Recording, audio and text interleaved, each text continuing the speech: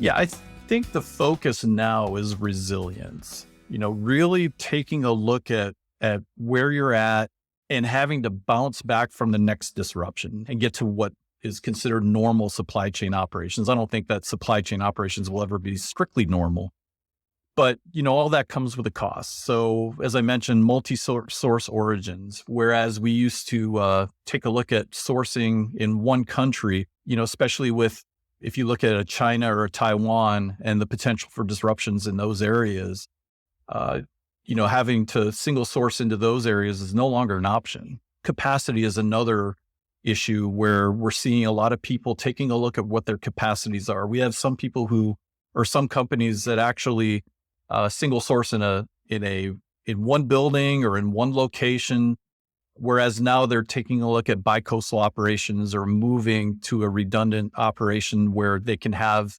multi-sources out there, redundant manufacturing or distribution. Staffing and headcount is another big thing right now.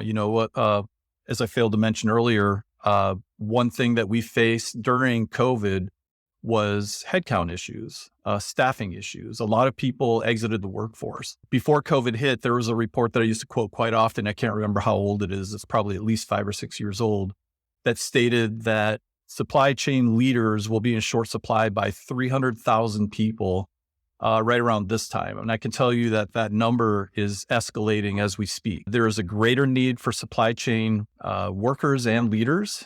Supply chains are becoming more critical to manufacturing and operations overall, retail.